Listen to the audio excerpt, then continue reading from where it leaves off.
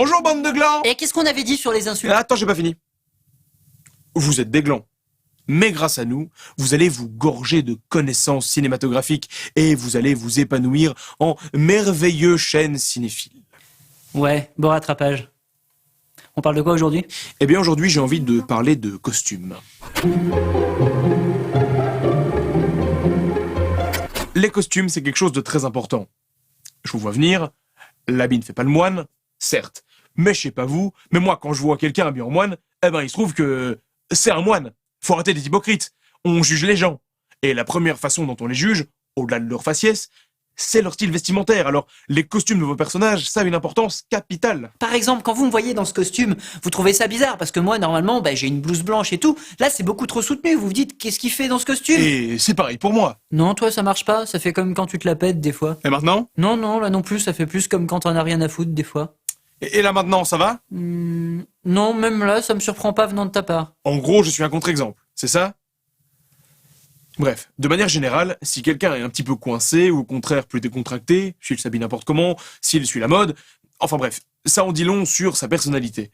Et c'est pour ça que il faut pas que vous laissiez vos personnages s'habiller n'importe comment et que vous y fassiez attention. Ça définit leur caractère.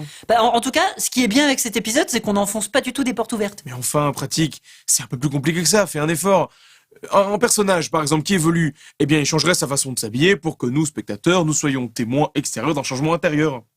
Voilà. Mais moi, je suis pas d'accord. Je trouve qu'on peut changer intérieurement sans changer à l'extérieur. Bon, c'est un exemple, tu comprends? Une ellipse, mettons. Au lieu de faire un plan super cliché sur un calendrier, un peu n'importe comment, eh ben, tu n'as qu'à réintroduire ton personnage dans la scène d'après avec d'autres vêtements. Comme ça, on comprendra qu'on n'est pas le même jour. Ah, ça c'était un conseil utile. Tu tiens un truc, continue. Eh bien, par exemple, les gens qui font des vidéos sur Internet. Il y aura un acteur qui jouera tous les personnages. Mais faudrait vraiment avoir aucun ami. Eh bien, dans ces cas-là, les costumes, c'est très important. Ça permet de fixer le personnage pour pas qu'on le confonde avec les autres. Et c'est même encore mieux si jamais son costume est attitré et qu'il ne change pas d'épisode en épisode. Comme ça, on comprend vraiment de quel personnage on parle directement. Ah, c'est dommage, j'ai vraiment cru que ça allait devenir intéressant. Bon, écoutez, mesdames et messieurs, on va s'arrêter là, hein, parce que depuis tout à l'heure, on raconte que du vent. Théorie conclue. Non mais attends, parce que... Non, conclue. Non mais attends. Théodore, théorie conclue cette émission. Ok, non mais c'est bon, je conclus. D'ailleurs, je le fais tout de suite, là. Eh ben, on a vu, chers téléspectateurs, que les costumes, c'était important. Voilà, ça, c'est un premier point.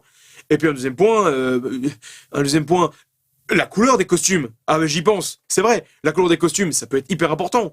On remarque quand même certains films où les gentils ont un code couleur et les méchants un autre code couleur. Ou même, par exemple, dans les Sentai, vous avez quand même remarqué que chaque personnage porte des vêtements de la même couleur que son super costume. Allez, n'oubliez pas, regardez des livres, lisez des films et vive le cinéma.